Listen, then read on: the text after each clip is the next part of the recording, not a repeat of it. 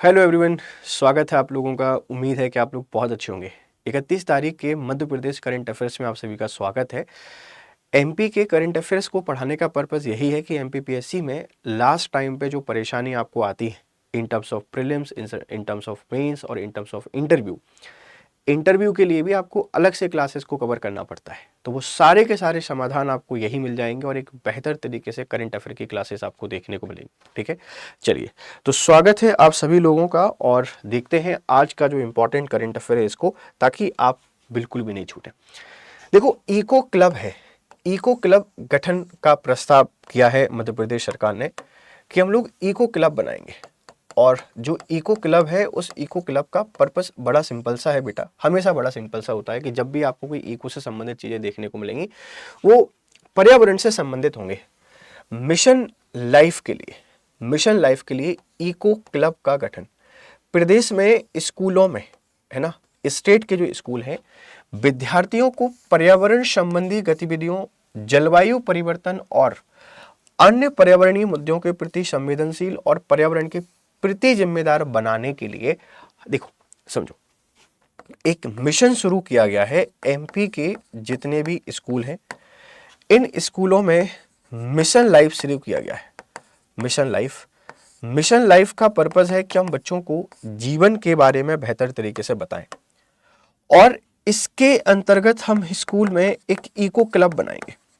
अब eco club का जो पर्पस है वो बड़ा सिंपल सा है, क्या कि एनवायरमेंट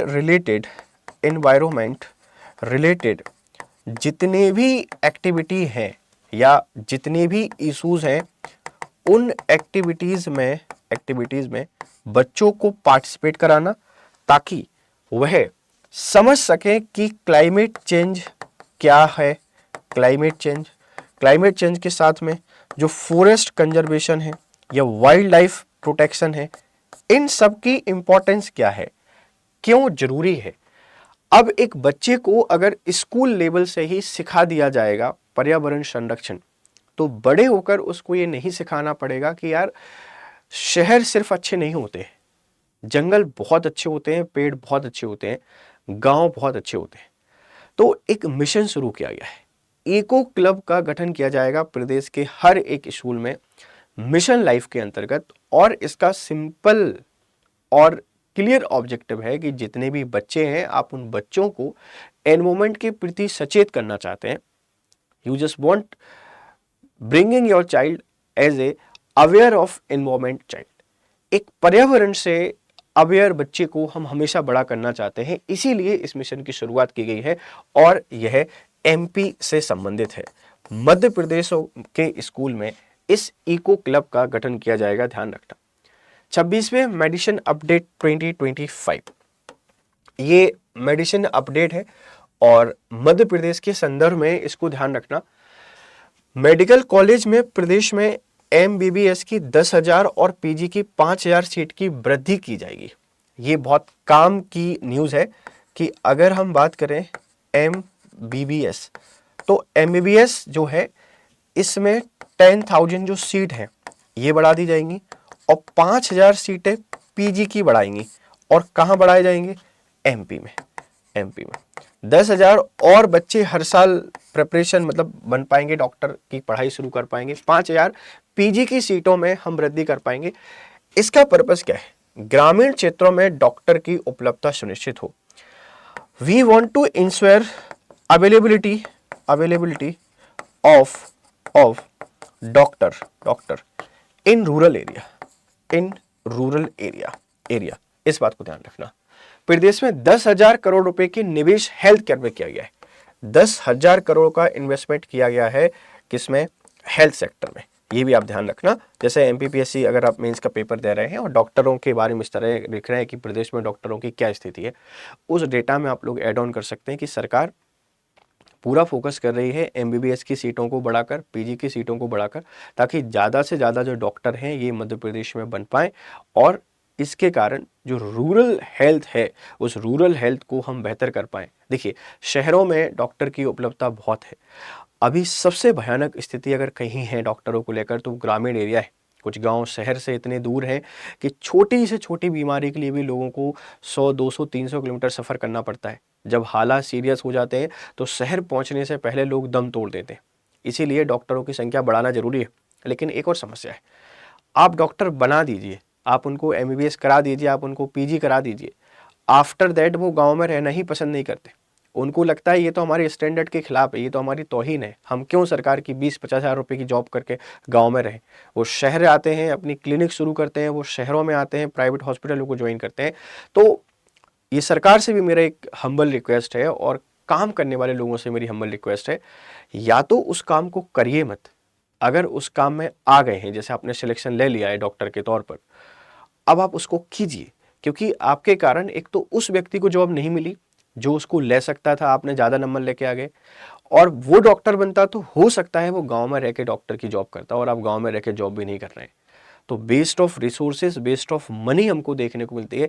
इसीलिए या तो एग्जाम मत दीजिए, और दे रहे हैं तो उसको फुलफिल कीजिए, उस पर काम कीजिए। ठीक है, तो कितनी सीटें बढ़ाई जाएंगी प्रदेश में मेडिकल की, आप देख लीजिए। अगर टोटल सीट्स की हम लोग बात करें तो टोटल सीट्स बढ़ाई जा रही है 15,000। कितना इन्वेस्टमेंट किया है अभी? 10 लाख करोड़। पर्पस क्या है?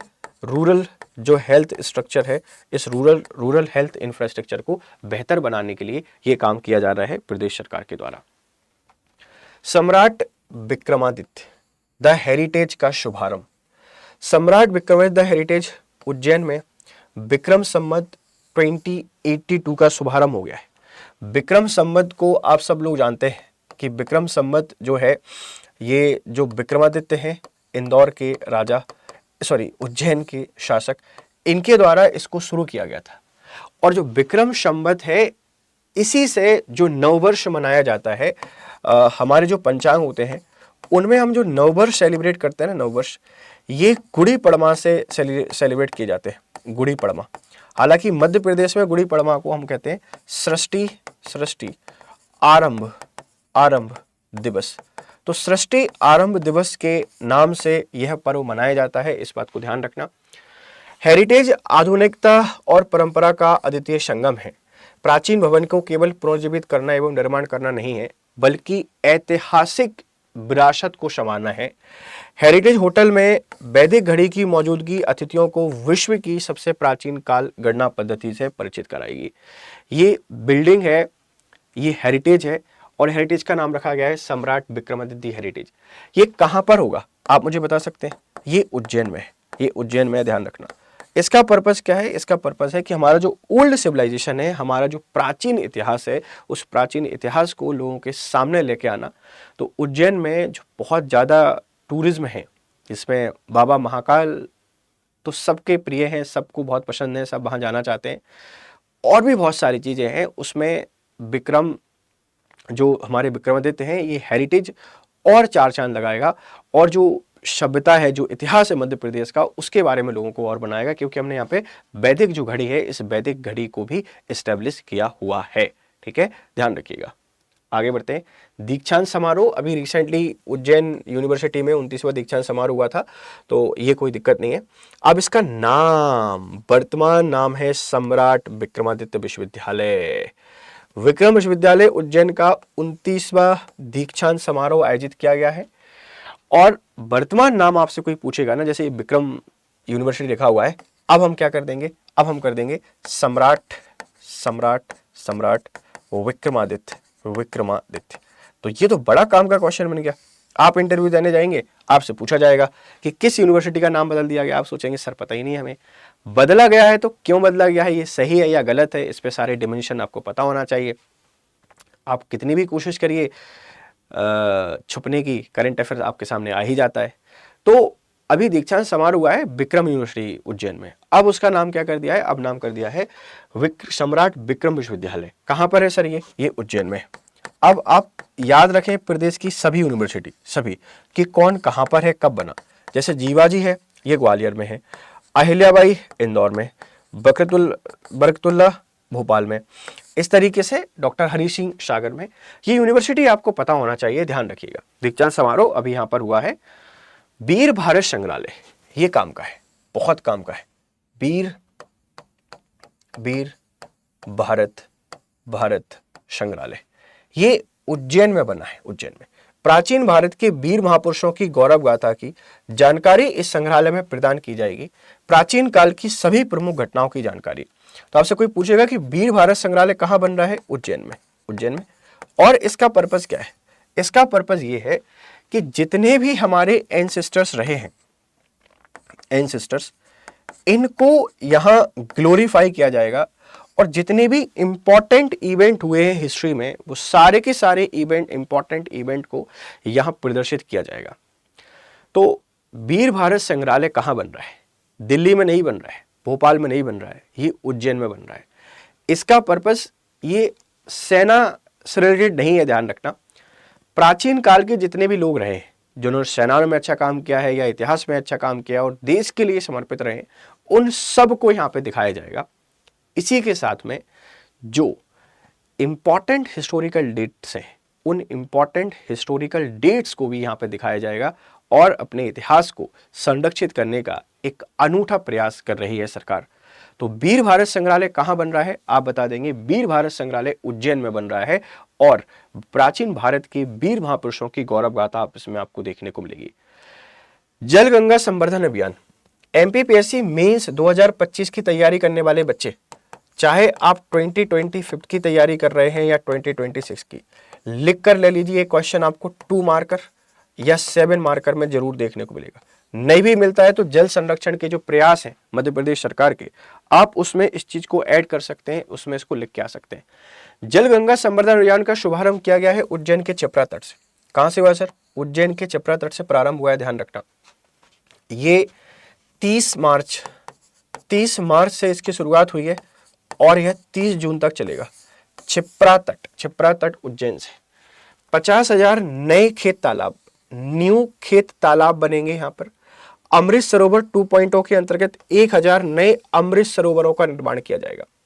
भूजल संवर्धन हेतु 1 लाख कुएं बनेंगे, बेटा समझना। 50,000 नए खेत तालाब बनेंगे, 1000 नए अमृत सरोवर बनेंगे और 1 लाख कुओं का निर्माण किया जाएगा। मनरेगा व प्रधानमंत्री कृषि सिंचाई योजना के अंतर्गत सतही जल संग्रहण व भूजल संवर्धन होगा। ऐतिहासिक, सांस्कृतिक व धार्मिक तालाबों और जल स्रोतों की सफाई व पुनर्निर्माण होगा।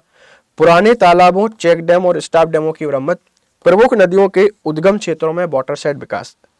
अगर ये सरकार ये काम कर देती है तो मेरे लिए ह्यूज रिस्पेक्ट है, बहुत रिस्पेक्ट है इस सरकार की, क्योंकि हम जिस तरीके से आगे बढ़ रहे हैं, चाहे वो शहरीकरण हो, औद्योगिकीकरण हो या मानव सभ्यता का विकास हो, प्रकृति को हम सिर्फ और सिर्फ तबाह करते जा रहे हैं।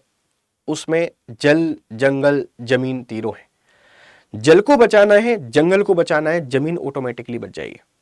अगर ये सरकार काम कर पाती है, 1 साल नहीं 2 साल या 5 साल में भी कर देती ना ये काम, ये बहुत बड़ा गिफ्ट होगा इस प्रदेश के लिए। क्यों? क्योंकि हमारे पास रेनफॉल उतनी हो रही है लेकिन ग्राउंड वाटर रिचार्ज नहीं कर पा रहे। ग्राउंड वाटर रिचार्ज क्यों? क्योंकि हमारे पास जो वाटर के सोर्सेज है ना, ये सोर्सेज प्रॉपर रहे नहीं, ये काम ही नहीं कर रहे हैं। पहले हर जगह तालाब, हर जगह कुआं, हर जगह नहर हमको देखने को मिलती थी, अब सब तबाह हो गए। क्यों? क्योंकि हमने उनको तबाह कर दिया है, हमने उनको बर्बाद कर दिया है।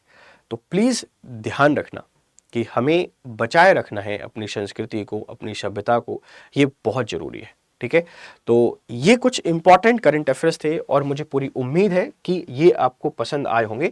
हम एक बार यहाँ पे समराइज कर देते हैं सारी चीज़ों की कि आज एमपी जो सीए है, इस एमपी सीए के अंतर्गत आपने क्या क्या देखा है, और कोशिश करें इसको शेयर जरूर करें, अपने सभी दोस्तों तक आप इसको पहुंचा दें।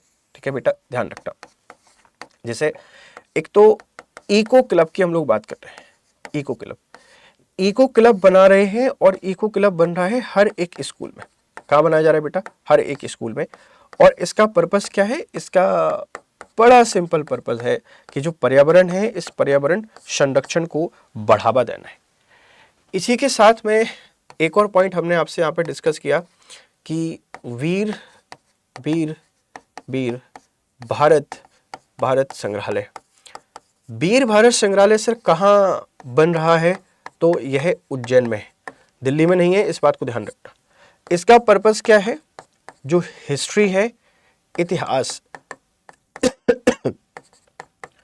इस इतिहास का इतिहास का संरक्षण। विक्रम जो विश्वविद्यालय है, अब विक्रम विश्वविद्यालय जाना जाएगा सम्राट विक्रमादित्य विश्वविद्यालय के नाम से। तो विक्रम जो विश्वविद्यालय था, अब उसका नाम हो गया है सम्राट विक्रमादित्य विश्वविद्यालय। तो ये इसका नाम परिवर्तित हमने कर दिया है, इस बात को ध्यान रखना। और जो विक्रमादित्य हेरिटेज है, ये है, इस विक्रमादित्य हेरिटेज का शुभारंभ किया है उज्जैन में, है ना। विक्रमादित्य हेरिटेज का शुभारंभ किया है उज्जैन में। और हमने पढ़ा जल गंगा संवर्धन मिशन, और ये बहुत बड़ा मिशन है। अगर सरकार इसको कंप्लीट कर पाती है तो सरकार को मेरी ढेर सारी बधाई है। ठीक है, चलिए, खुश रहिए, मस्त रहिए, बढ़िया तरीके से पढ़ाई करते रहिए। Have a nice time, good day to everyone.